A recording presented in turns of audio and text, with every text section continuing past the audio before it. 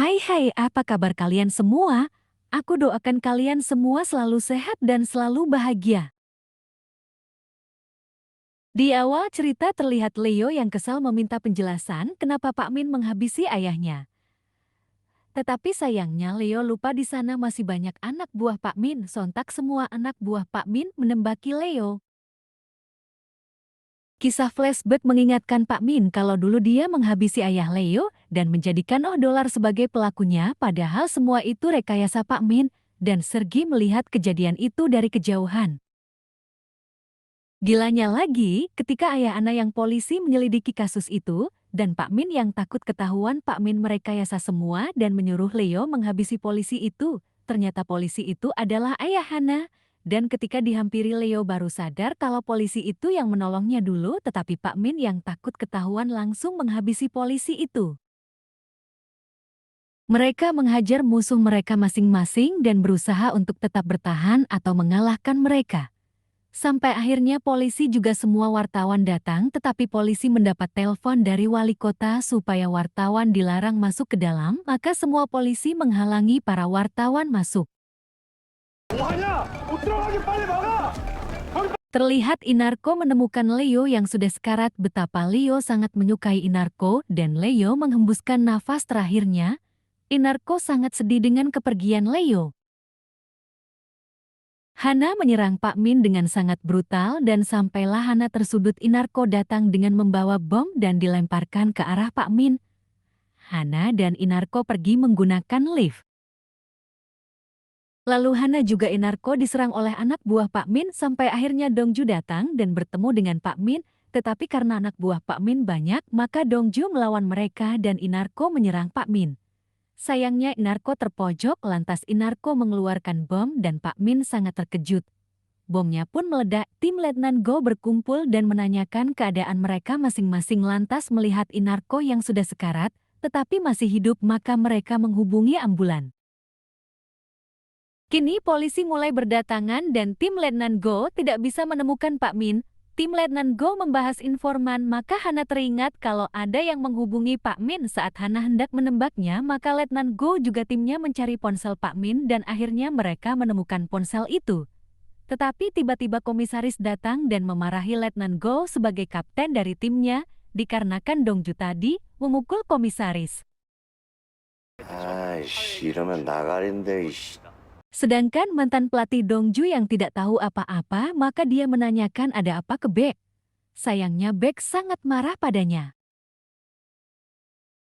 Dan Baek bertemu dengan anak buah kepercayaannya dan Baek mengetahui kalau Pak Min hilang dan Leo tewas dan Inarko juga tewas.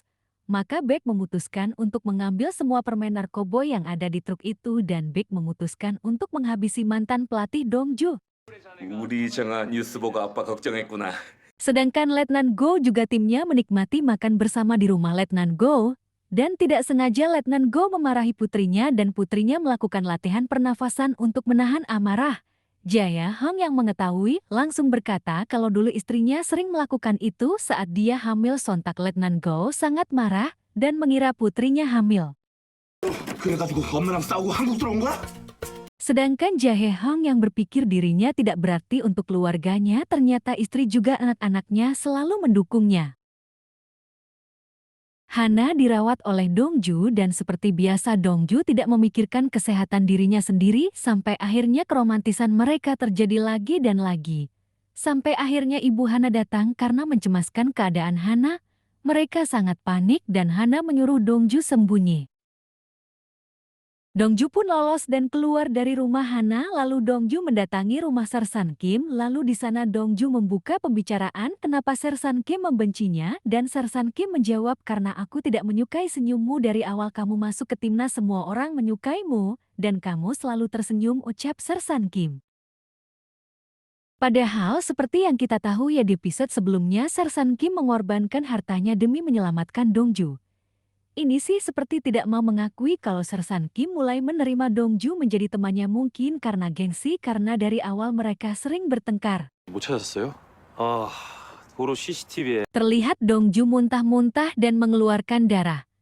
Keesokan harinya Sersan Kim mendapat laporan kalau Pak Min hilang tanpa jejak dan D yang menanyakan ada apa dengan Letnan Go. Ternyata putri Letnan Go tidak hamil dan yang hamil ternyata istrinya, padahal Letnan Go menjalani vasektomi permanen sontak. Dengan polosnya Jae Hong berkata berarti istrimu selingkuh. Sedangkan Hana berterima kasih kepada rekan kerjanya yang telah membantunya melakukan siaran langsung dan resikonya adalah rekannya kena hukuman diskores 3 bulan, tetapi walau begitu rekannya ini tidak menyalahkan Hana, justru dia mendukung Hana.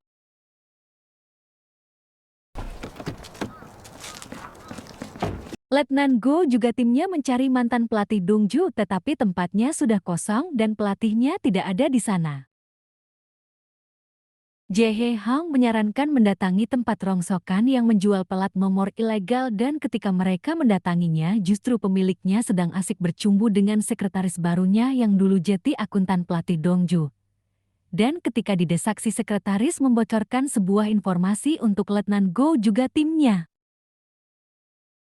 Kini mereka semua menyusun sebuah rencana untuk mencari truk yang mengangkut permen narkoboy milik Pak Min. Maka mereka semua harus bergerak kecuali Dongju karena Letnan Go menyuruh untuk tetap di tempat pegadaian bersama Hana karena Dongju masih buron karena memukul komisaris.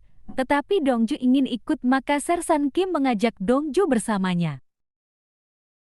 Sampai di tempat kejadian Dongju tampak lelah mengejar yang diduga pelaku, maka Sersan Kim menyuruhnya istirahat karena Sersan Kim tahu saat Dongju malam hari muntah-muntah dan Sersan Kim sangat mengkhawatirkannya. Sersan Kim mendapat panggilan dari pihak forensik yang melakukan kerjanya di luar tempat kerjanya karena ini rahasia antara mereka dan pihak forensik memberikan hasil panggilan-panggilan dari ponsel Pak Min. Lantas Dongju mengetahui salah satu nomor yang dihubungi Pak Min adalah nomor rekan polisinya yang pemula. Letnan Go langsung menghubungi De Yang untuk memastikannya, lalu mereka semua menunggu kabar dari De Yang. Tak berselang lama De Yang menelpon dan mengatakan kalau si pemula telah tewas. Dongju sangat syok dengan kepergian si pemula karena Dongju akrab dengannya, lalu Dongju berpikir sejenak dan menggabungkan setiap ucapan rekan-rekannya, maka dia mengetahui Pak Min ada di tempat komisaris. Dongju mendatangi tempat komisaris tetapi dihalangi oleh rekan-rekan polisinya karena mereka semua mendapat perintah dari komisaris. Hana yang dirinya tidak dihalangi, maka dia memutuskan untuk mengambil senjata dan menembakkan ke arah komisaris agar Pak Min bisa ditangkap. Sayangnya Pak Min melarikan diri.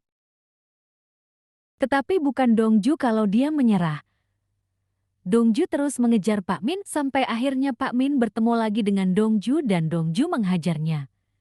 Tetapi Pak Min sungguh licik, dia membawa senjata menembakkan ke arah Dongju, lalu Pak Min mendapat bantuan dan pergi. Dongju yang mengejarnya dihadang oleh mantan pelatihnya dan mantan pelatih Dongju menghajar Dongju.